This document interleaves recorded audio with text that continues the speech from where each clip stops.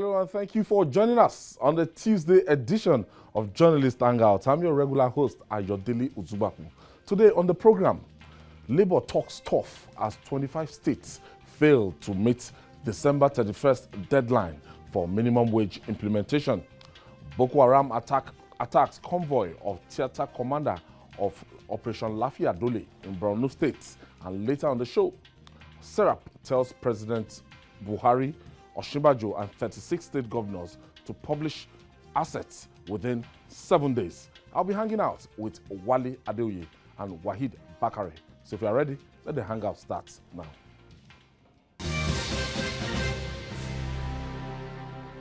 Thank you for joining us. Now, it appears talks outweigh decisive actions in the struggle to get living wage for Nigerian workers. A December 31st deadline set by the organized labor for states to conclude negotiation on the consequential adjustment arising from 30,000 naira new minimum wage has lapsed. Now, the Nigerian Labour Congress, NLC, is talking tough, telling 25 states yet to commence implementation of the minimum wage to be ready for industrial unrest. As it stands, only 6 states have begun implementation, while 5 others have concluded negotiations with Labour on the consequential adjustment and implementation this month. Mr.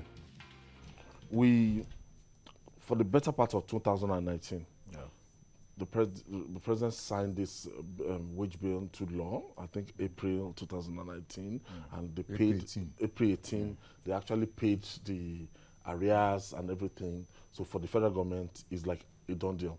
It's settled.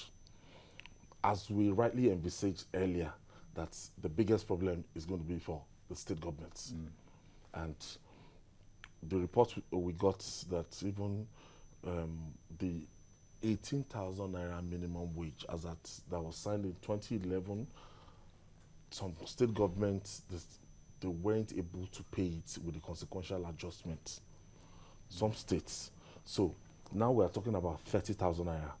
And your state governor, that's Dr. Bakare, was quoted as saying that they have to tweak the revenue formula, generative formula between the federal government and the state distribution formula for states to be able to pay. So I know that some states falls into the category of those states that, not that they are not ready to pay, but they're saying the resources is not just on ground. Well, the states had about 8 months to negotiate since April last year. So I think, I don't think we have enough excuse not to have resolved this dilemma. Because if you look at that 30,000 naira, it's just about 1,000 naira per day. You know, that you have to solve the problem of essentials of life. Especially if you're Feeding, a family man. A family man. So the whole family we have to. Depending on just 1,000 naira. Naira. So I think the states just need to work out an effective strategy to ensure that they implement this minimum wage. And I believe it just needs a kind of be more creative, you know, in terms of budget allocation and then putting priority on the wages of workers. So I personally believe that if they can look inwards, you know, become more, be more creative, it shouldn't be more difficult, you know, to pay this, you know, more so that they had enough time, at least about 8 months, to address this problem. The other issue is also whether the NLC will be able to carry out its threat.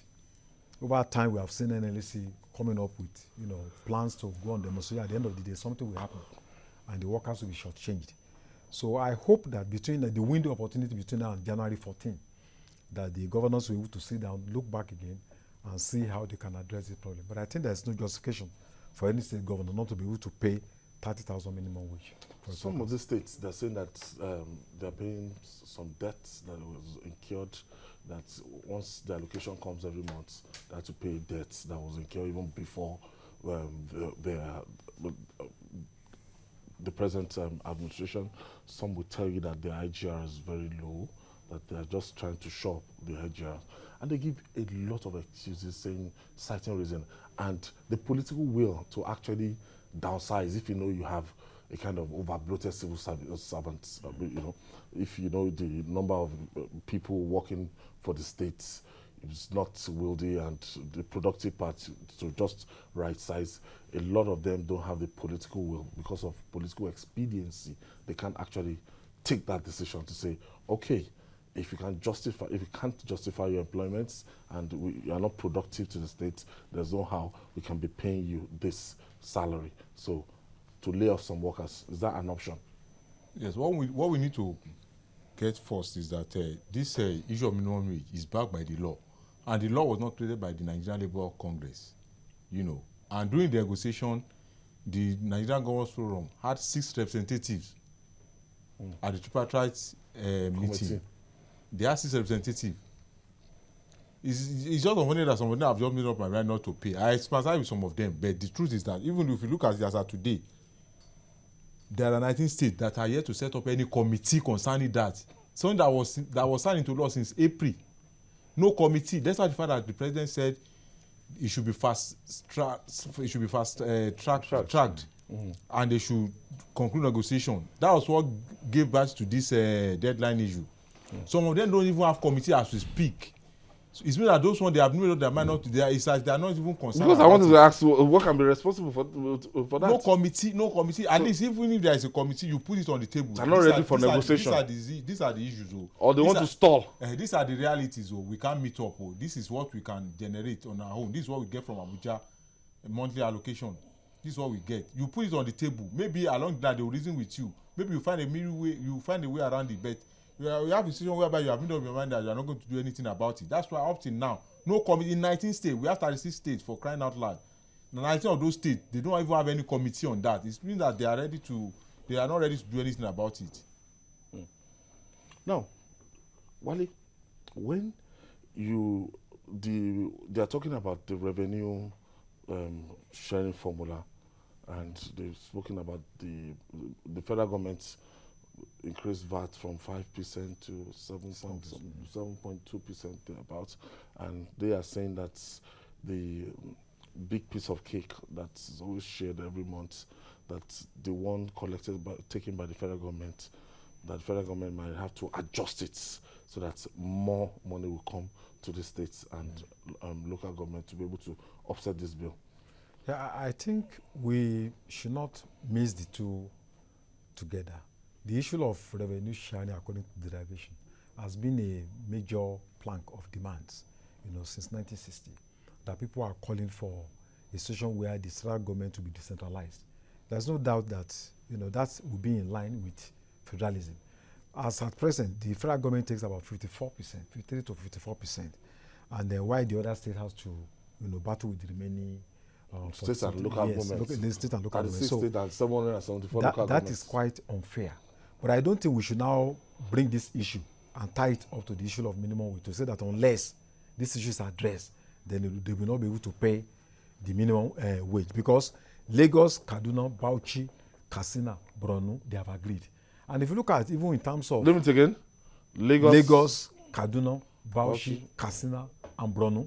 And if you look at in terms of... Lagos is paying 35,000. Yes, if you look at in terms of revenue sharing, Bauchi, Borno, there are some of those states at the bottom of the ladder. So where we have states like Bayelsa, oil producing states, Rivers State, they are still talking about, they cannot implement minimum wage. Rivers State? Yes, Bayelsa is there, Rivers State is there. Oil rich. So even if you have a new revenue sharing... Okay, I have my first caller. Yeah. Eugene is calling us. Thank you for joining us, Eugene. Good evening. Yes, good evening. Yes, I agree with what you people are saying in the studio there. Hello? Yes, go ahead. Yes, I say what you people are saying in the studio there, I agree with you all. From what Bebo was saying, if you take a good look at it, the state governors, it's not that they don't have the funds. They are very sure that from the budget they made for the year, the 30,000 minimum wage is included. So I see no reason why any governor will say he cannot pay. And just like what Labour said, I believe if they take action with their threats, Thank you, Eugene. Now, as you were saying before the clock so you know, you can't say because some states are poor. We have seen, in fact, the poorest states, you know, saying that okay, they want to pay the minimum wage. So it means that these other states need to learn from what these other examples. If you are talking about Lagos, you can say okay, it's a very rich state and all that. But what about states like Bauchi and Borno State? So I think we just need, we just need to be more creative. People are talking about sacking workers and all that. It's not at all times that you need to dismiss your workers. You can make them to be more productive. You can redeploy them to Ministry of Agriculture. You know, those that probably don't have much thing that they are doing, you can make them to be more productive. So states need to look at more creative ways to boost the IGR. And I think if we can do this, even blocking some loose holes, like in some states we have ghost workers, you know, that people still pay, you know, a lot of money to. So they just need to sit down and be more creative and ensure that they are able to get more funds so that they can address this issue of paying the minimum wage. I don't think anybody should accept any excuse from any state that they cannot pay 30,000 minimum wage. They just have to pay it. They just have to pay it. So moving forward now, how visible will this be for? We're talking about 2020 now, and these workers are expecting their salary by January now. They will expect, and some states will even have to backdate it. For you to know that some states have made up their mind not to pay. Look at what happened when they couldn't pay salary, and President gave them bailout. And it was specifically stated that this bailout is meant for worker salary. Some of them did not even pay at all. They diverted the money. It's on record. They diverted the money. That's so that some of them have made up their mind that they are not going to pay and nothing will happen. But something will happen this time around. They can't just people. They also all these workers, they have bills to pick. Some of them, because of the state of infrastructure of our schools, some of them cannot take their children to public school. They look for private school. They will pay electricity bill. They will fuel their car for those who have car. They have so many bills to pick, and it's from this salary they are going to be picking those bills from. How are they going to manage? How are they going to survive? They have to find a way around it. They can pay if they want to pay. That's my belief.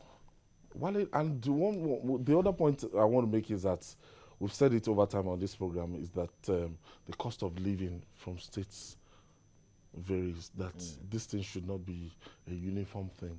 Yeah. That somebody earning 35,000 naira in Lagos State now, you can't pay 35,000 naira as minimum wage in Lagos State, and you go to states like Osun State, you pay 35,000 naira minimum wage to accommodation, transportation, everything. Kind of, you know, different. Lagos is a peculiar state that even in Abuja, cost of living. Even some of these oil producing states, the cost of living is very high. And from April, there's going to be increase in electricity tariff. Yeah. You know, and I think this is the lowest common factor, 30,000 naira. It doesn't mean that states are bound by this 30,000. They can pay more, just like what Lagos is trying to do. I expect states like Rivers, Bayelsa, who are oil producing states, Cross River and Rivers. What I'm saying that states should negotiate on the basis of their capacity to pay. Yes, but on the minimum level of paying 30,000 naira, then you can now pay more if you have the capacity. Okay. But you know why workers will not have trust? Just like you have said, a lot. If you are receiving allocation from the federal government, and you have a round table and you sit down with labor leaders, this is how much we receive, and this is how much you want to spend.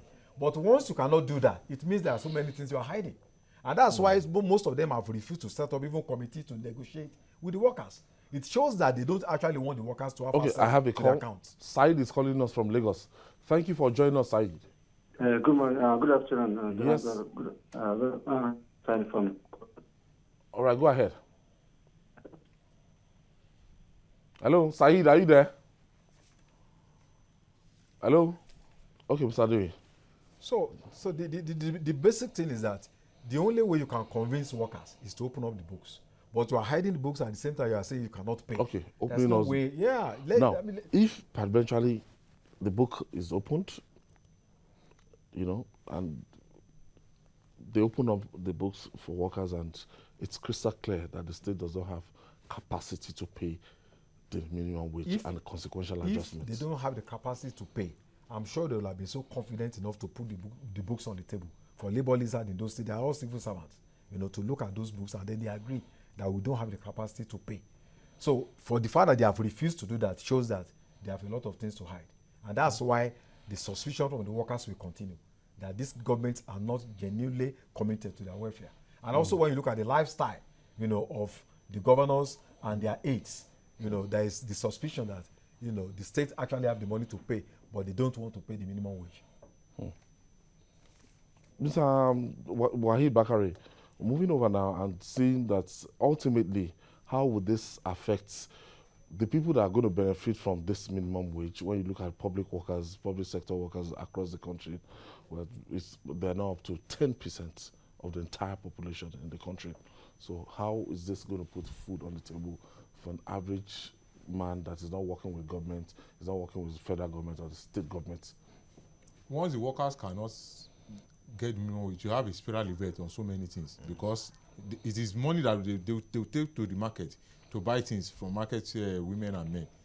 If they don't have the purchasing power to buy things, it will have a spiral effect on the market women and men too, on the traders generally.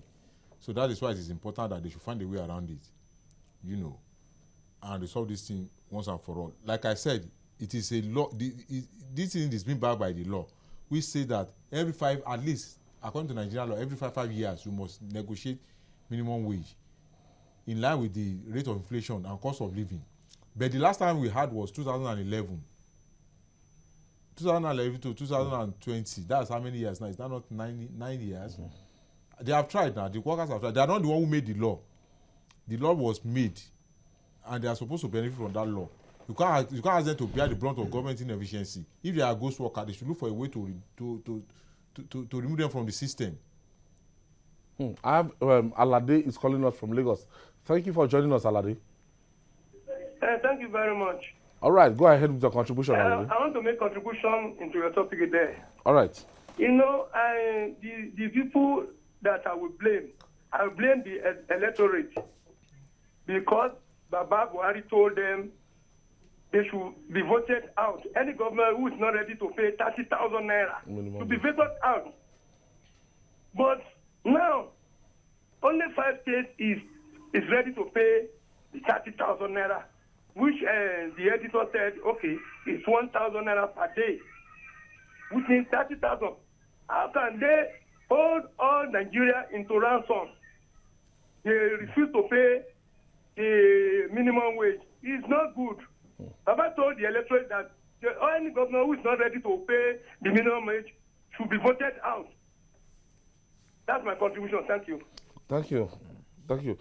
Now, some states are talking about the consequential adjustments, that it's not about the 30,000 naira for level 1 to 7, that it's their concern is that they cannot copy and paste the federal government's consequential adjustments. Well, there was extensive negotiation. We cannot be talking about this after, we have the governors forum had negotiated with the government and they have all agreed. So I think these are excuses that the workers will not be able to tolerate. If you look at the conditions under which people should live, these are workers that don't have insurance cover. They don't have health facility. They don't have social security. The only thing they just need to depend on is this 30,000 naira, which we have said is just 1,000 naira per day. So I think we should work hard to ensure that we meet this demand, whatever sacrifice we need to make, either on the part of the governors or on the part of the political leaders in those states. They just need to cut their coat in a way that, they will give priority to workers' welfare. Your last take on this? So when we ask them to be creative on how to generate funds, they are thinking in most cases that they will now look for a way to increase tax and put additional tax burden on the people whose purchasing power has already been dwindled already. That's not the way to go about it. We have so many mineral resources in virtually all the states of the federation.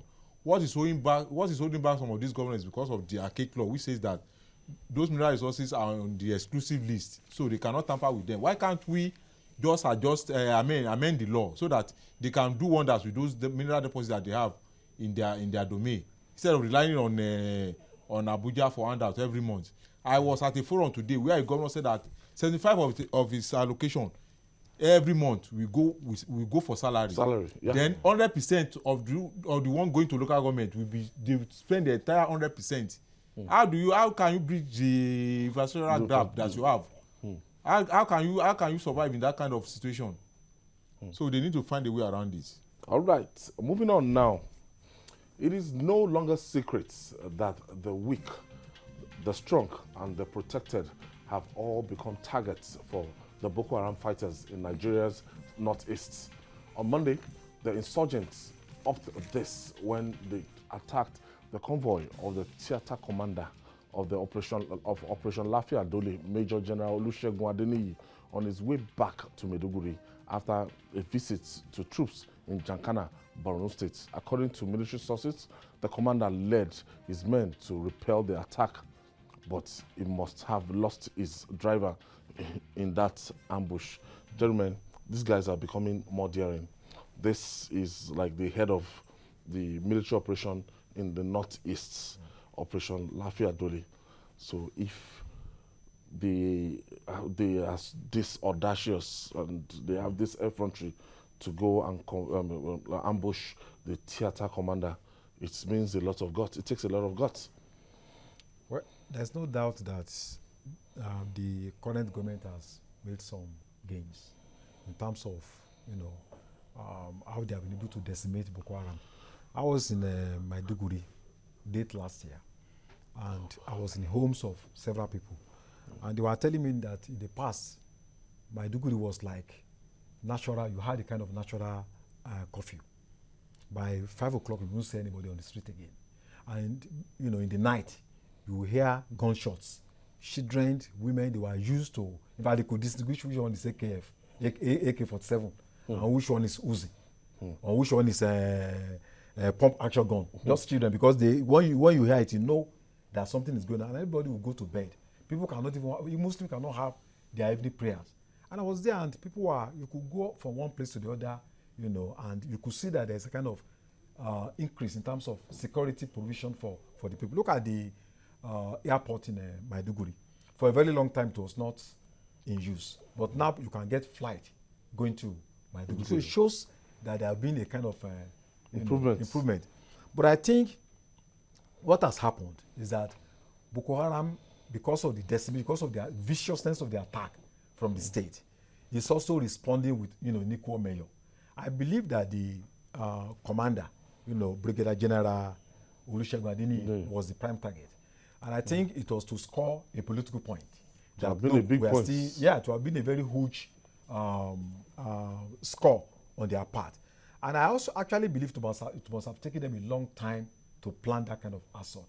And I don't think what they did would have been possible without an insider that gave them information about the movement from Jakana to Maiduguri, around 7:30 p.m. when it was attacked.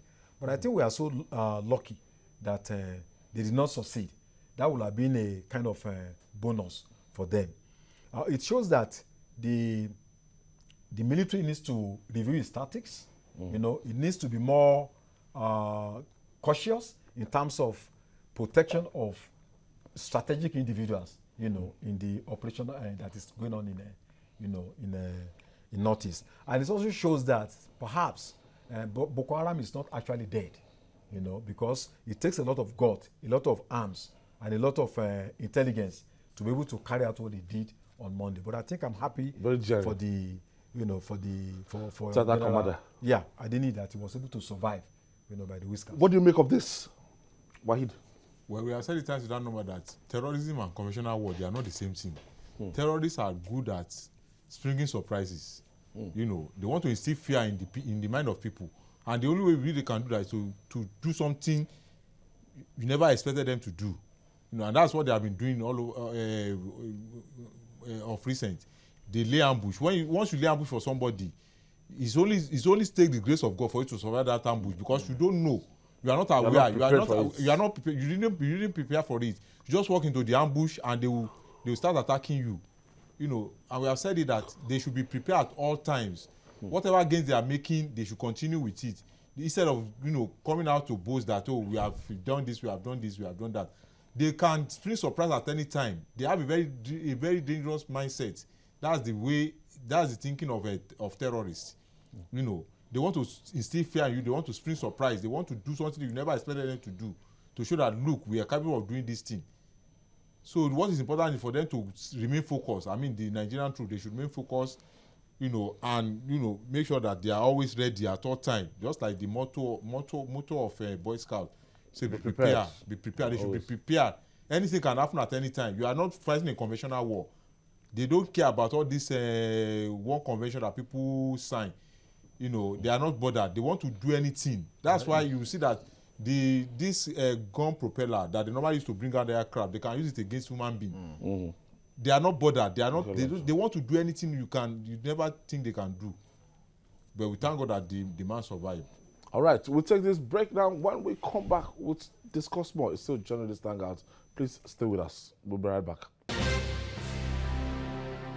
Welcome back. It's a multi-award-winning program, Journalist Hangout. We're reaching you live from Television Continental here in Lagos, Nigeria. And we are looking at the insurgents in the Northeast. Gentlemen, I saw this interview on the social media, the mercenary that was contracted by the former administration, claiming that it's the Western interests that the President Muhammadu Buhari actually disengaged them to protect the interest of the United States of America. I saw that interview and I was like, wow, because I'm aware that during the 2015 election, these guys were brought in from South Africa, so thereabouts, and they were able to push back these terrorists. And they are saying that they would have succeeded in eliminating the terrorists by now if they had not been disengaged. What do you make of this? Well, I read the interview and it's neither here nor there. You know, mercenaries are driven by profit. You know, they are not here because they want to protect you. They are here because you are paying them and then they want to do their jobs. Professional. So at the end of the day, after doing that job, they will go. You know, and we will be left to our own fate. I think on the long run, every country must strive to defend its own sovereignty based on its own capacity. For how long are you going to sustain the defense of the country? Just hold your thought there. Aheed is calling us from Lagos. Thank you for joining us, Aheed. Good evening, my brothers in the studio. And Good evening. Happy New Year to you all. Happy New Year, Aheed. Yes, I will just quickly touch on the minimum wage issue and I'll go back to this particular issue you are discussing. All right. On the minimum wage issue, my brother, I won't waste much of the time. Most times I feel a lot of pain as a Nigerian. You and I are aware the amount a bag of rice is sold in the market. The so-called in Nigeria rice, you are aware the amount is being sold. And it beats my imagination to hear any city governor who their pets, consume a lot, will tell you they cannot pay this, they cannot pay that. It just beats my imagination. And on the issue of terrorism, we are talking about issues of persons who came from wherever they came from, who were about ending the Boko Haram. My brother, when you have this kind of issue, wherever you have crime thriving, once there is poverty, endemic poverty in any part of just name it, in any country in the world, wherever you have endemic poverty and there's terrorism, terrorism will continue to thrive. Once you want to fight crime, fight poverty, you are having a lot of Nigerian youths who are doing nothing. Jobless. These persons can be engaged to commit any crime. We've seen cases where we hear people tell you they cut off somebody because of 5,000 naira. They went to cut somebody's breast because of 2,000 naira. You just imagine that? The first thing you need to fight in every sane society. Vulnerable. Yes, where people are vulnerable, fight poverty. Thank you, Aheed. My brother, as you are there, who is that person that will give you 100,000, even $1 million to go and commit any crime? So we should talk of the serious issues. Let them go and import all the arms, my brother. This will not solve these problems. The major problem we need to solve is to fight the corruption, stop poverty. Once you can fight poverty, reduce poverty to the barest minimum. Issue. All right, Aheed, thank you for that brilliant contribution. It's correct. Because 30,000 will only probably buy you a bag of rice. You know, and that's what you want to earn at the end for a whole month. I can't eat only rice for the whole For the whole month. So it's you have to buy oil, you have to buy... You have to look for a way to pay. So we are talking about private military companies, you know, they are driven by profit. If those guys are here and maybe there is a terrorist group that can offer them to sabotage the work that they are doing, I can tell you they are going to do. So what I'm saying is that for the fact that it's even Boko Haram themselves, they have mercenaries that they brought in. Working for them. So yes. How long are you going to, continue to sustain your this thing based on the architecture of foreign mercenaries? So I think the idea of asking them to go, apart from the cost implication, it also has implication on national integrity, on our nationalism. And I think if we actually look back, look inwards, there's no reason why we will not be able to fight Boko Haram. Does it mean that, if we have a war in this country now, then with Boko Haram lasting for several years, then we have to bring people from South Africa? Do you imagine the cost, the implication in so many areas? They can even sell, they can sell out, at any point in time, if there is a higher bidder for them. So we don't need to take. You agree that the federal government made the right call? I think the government made the right decision, by disengaging them. And I don't think there's been any fundamental change. If you look at what happened, between 2009 and 2015, compared with the achievements the records of achievements now, even the fact that we are even trying to produce local weapons and all that. So I think it may be a matter of time, but I think the Nigerian army has the capacity, to defeat Boko Haram. If we are bringing foreigners, you can imagine the psychological impact on Nigerian soldiers. You are telling them that they don't have the capacity. All the schools they have attended over the years, all over the world, that it comes to nothing because they cannot fight Boko Haram. So I think the government took the right decision. Waheed, I believe it's a matter of time we are going to. Do you agree with Mr. Adeoye? I don't know the reason why government took that decision. I don't know, so I wouldn't want to. As in, you don't know why the government actually disengaged them. But that time, I think there was a time when President Buhari actually won the election. The first interview I had with President Buhari in Daura, I remember in his home, in his home town. I remember asking him, and he said, "It's a pity that why would Nigerian army, the army that he left some years back, why would they engage mercenaries to come and be fighting Boko Haram? That's something that all over the world we are known to be very, very, our military guys are known to be very excelling wherever they go in the world, in peacekeeping, Ekomong." So he was mentioning those things, and you could see the pain right in front of Mr. President, the way he was explaining to me that particular day, so it's not something he's going to encourage at all. So that time, he just won the election. It had not even been inaugurated, that he has been complaining about it. Well, like my colleague rightly said, you have to look at the cost implication of that thing, because if you engage mercenaries, you have to pay them. You pay them very well. A lot of money. You pay them a lot of money. You have to pay them a lot of. You were getting results. You also have to look at that they were able to make some pushback. We can make pushback, but that's not to say that our election was actually postponed by 6 weeks. That's not to say that we will have won the war. Okay. Like I said, you can't compare terrorism with conventional war. They are not the same thing. The way you fight conventional war is not the way you are going to fight terrorism. Terrorism is about ideology. The more you kill them, the more they come up. After killing Osama bin Laden, have you not seen another terrorist organization coming up? Because it's about ideology. It's about the state of the mind of the people. There was a time that Boko Haram was even using loan to lure in young men. They will give you loan, say take, and come and join us. To pay back. And they also engage some individuals that didn't even get the loan. They engage them. If you see any movement of soldiers, come and tell us. This is what you get in return. And people were doing it. Like he said, the root cause of this is poverty. Poverty mentality. When people think that they are not bothered about, they know the implication of what they are doing. Some of them don't even know the implication. Some do. But because of what they are going to get, the immediate gain, because they are being given money, they are being given a loan. You say, okay, if you see movement of troops, come and tell us. There was one interview I read about one commander. He said they gathered somewhere at a particular place. He said something just told him that he should tell his soldiers to leave that particular spot and move elsewhere. Immediately they moved. There was an explosion of bomb in that same place. It means that some people must have informed Boko Haram that they are coming and this is where they will stay. So they already put all this bomb there. So we should have it in mind that the way you fight conventional war is not the way you are going to fight terrorism. You can't say, you don't have to be in a hurry to say you must win, because the more as you are killing them, some are coming up again. We have made enough gain. We have made a lot of gains you know, we have decimated them. That's not to say that they can still not spring surprises. And this is what that's what they have been doing. They go and lay ambush for people, they will attack them. Okay, let's go back to what he said earlier. He's saying the root cause, that the solution might not be the military force. It has not worked. The root cause, fundamental cause, is attacking poverty. Yes, if you look at the most prosperous nations in the world, that is where you have more security, you know, of lives and property.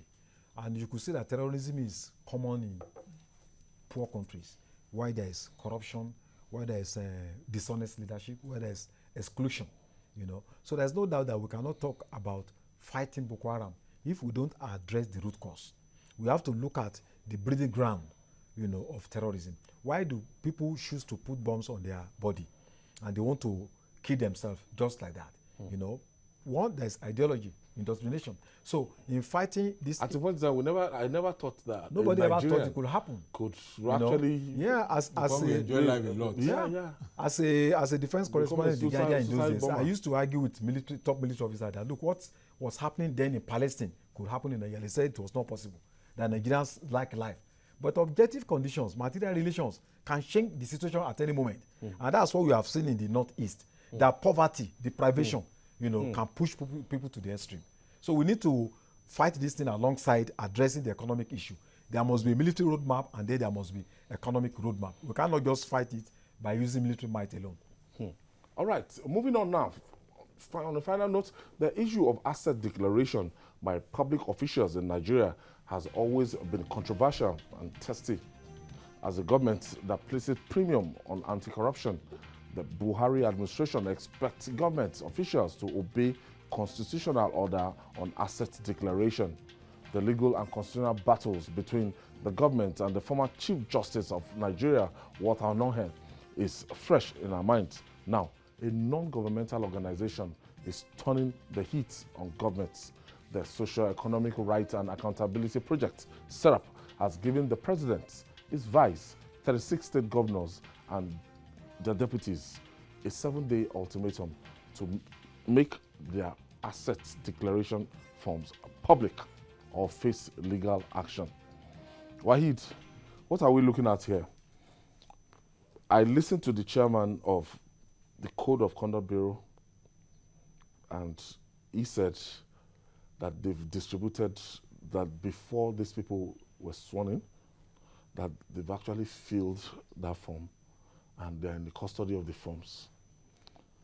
That they have the one of Mr. President, they have for all the 36 state governors. And some they're even at the process of verifying, and some they finish verification. Now, what SERAP is asking is that we should go beyond just, yes, they've done it, that they want it, they want it in public, so that Mr. President actually declared, is it 2015? I think he made it public in 2015. So in 2019, it wasn't published. So SERAP is now asking the president, the vice president. I remember the vice president also in 2015 actually had a open declaration of his assets. What do you make of this? I think we need to know why this thing is important. You know, it is necessary so that we need to hold government accountable. If you know that, okay, this is what you declared, it's been verified. After you leave office, after you leave office, you need to go back to see whether you have added some things there. You know, to know whether you have added some things. Like, for instance, now, the Oyo State governor, when they declare 50 billion, they gave us a breakdown of how he arrived at the 50 billion. They said 48 billion for his firm, the remaining 2 billion for shares and some other things like that. You know, I think it is necessary to allow openness in governance. That's why people are saying that they have to declare it. Even though we are aware of the fact that some of them do what we call anticipatory declaration. Even if that's what we are going to do, at least let us know that this is what you have declared. So that at the end of the day, it will be very easy to establish whatever you declare at the beginning of your tenure, and at the end of it, we put them side by side. Okay, he has added houses here. He didn't have this house in 2015. Now in 2019, he said he has he has houses here and there. You know, we need to find out. I think it is necessary. Wale? Absolutely. What the demand SERAP has made is legal. It's our right to know. To make it public. Yeah, to make it public. But then we should not overstretch it, because Nigerians are also empowered by the Freedom of Information Law. They can make requests from the Code of Conduct Bureau that they want to know the assets of the president, the vice president, or the state governors. So they have been given 7 days now. We want to see what is going to happen, you know, after these 7 days. We expect the assets to have increased. After all, the end salary, there are perks and privileges of office. But what should concern us is what has been the degree of that increment. Especially for the statistics governors, especially those in the context of some of them insisting that they cannot pay minimum wage. We want to know what they are worth. So I think this case should interest Nigerians. It's not just about SERAP alone. You know, every Nigerian should be interested to know what assets these leaders have acquired in the past years. Taking a cue at what happened to the former Chief Justice, that he actually claimed to have forgotten, you know, to declare his asset at that time, and, you know, and he was booted out of office, and he faced trial and was booted out of office, and people are looking at if that can be done to the judiciary and governments, a whole CJN, that it's time to take up our legislature and our executive on this too. Yes, because the president has been said already that we did this to somebody. Why can't? What would be moral justification for not doing it to other people? You know, you now justify what people were saying at that time, that this man was targeted deliberately for certain reasons. You know, I don't think it should be something difficult for anybody to do. What do you have? These are the things that I have. You know, before going into office, then they'll go and verify, is it true that you have these things? Because we have seen cases whereby people will claim what they don't have, they will declare it. We are now having a situation whereby they are not even declaring at all, whether it is anticipatory or whether it is the truth. It is good for them, because we need to hold them accountable. And that's one of the ways which we can hold them accountable. In 2015, when we came on board, you had 2 houses now. After 4 years in office, how come you now have 20 houses? You need to, it's also good for them if they know what is good for them. It's also good for them, because you never can tell when a day will come, when somebody will come and ask that you didn't declare your asset to. Maybe you think that we can find a way around it now. Maybe in the nearest future we won't find a way around it. That is why if they know what is good for them, they should just do it. But for the declaration proper, when you look at it, the case there now is not the inability to declare these assets. It's SERAP is asking them to make it public. Yeah, how do they make it public? The Code of Conduct Bureau has a website. In developed countries, when leaders declare their assets like that, you just go there and then you read it up. So we are not saying that they should bring the asset and then put it in, you know, as publications in newspapers. So, but that people should have access to that information about the assets that they have declared. And that means that another Nigerian should be able to go to the website of Code of Conduct and then say, okay, my governor, after 8 years, you know, what is his worth? In actual fact, in countries like UK and all that, all you just need to do is to Google, use corporate search, and then, because as every new house that is bought, the name of the owner is there. Every new land that is bought, the name of the owner is there. It's an open society. So we don't even need to, you know, be asking them to do it. You just, you know, type and then you know the worth of this individual. So I think it's a good demand. And then in the next 7 days, if SERAP, the request is not met, you should make an official request through the Freedom of Information Law to ask. That's what they have done. Yeah, to ask the Code of Conduct Bureau to. But then when we know this as what happens next, what are we going to do with them? Okay, so I have a caller. Isa is calling us from Auchi. Thank you for joining us, Isa. Good evening. I'm Isa from Auchi. All right, go ahead with your contribution. Good job. These men have been there for a long time. Every evening I close very early to come home to follow this program. Isa. It's unfortunate that we are Nigeria at this age. We are still talking about these issues. To me, corruption and terrorism are twin brothers. You can't take away corruption without taking out terrorism. Now, looking at the issue of asset declaration, how can the Chief Justice, who sends forms to civil servants, to fill forms for God to fill his own? until we begin to look at issues the way they are, I don't think Nigerians are ready to face realities on ground. And we're looking at foreigners to solve our problems. For how long will you continue to look outside the box when our problems lie within the box? Let's solve the problem internally before thinking about external issues. Because when you look at it, no foreigner will come to Nigeria without having the intention of having something in return. They can't solve your problem without having anything in return. So until we are able to solve our problem internally first, we cannot do anything. And to me, I will ask the government to actually employ more hands. We can actually have more military men. If we have up to 3 million military men, there's nothing wrong in doing that. Because when you look at security issues, you can think about 10 ratio to 1 policeman. But in Nigeria, how many ratio 1 policeman to the citizen do you have? If Thank you, Issa. Thank you for your contribution. So, we're talking about this asset declaration form and everything. We are talking about what obtains in the developed countries. So it shouldn't be a big problem. If you are coming to office, declare your assets. Nigerians should have access to that declaration. And after 4 years, there should be the basis for us to compare. If you are worth 10 million and then after 4 years you are now worth 5 million, then we know that, okay, maybe you didn't steal public funds, But if you are not worth, you are worth 10 million, and after 4 years, you are now worth 500 million. But then they say, in the course of serving, you'll be getting your extra codes, yeah, you'll be getting your salary, yes, your allowances, and that's everything. why I'm saying that we expect an increase in their assets. Okay. But we are interested in knowing the degree, the percentage of increase. I think that's what interests Nigerians. It should be commensurate with your earning. With your earning. Legitimate earning. So, and I think good examples will be set by the president and the vice president, since they set that example in 2015. So we want to see that good example being set again. And I think focusing on the VP and the president, they should be the moral focus pilot.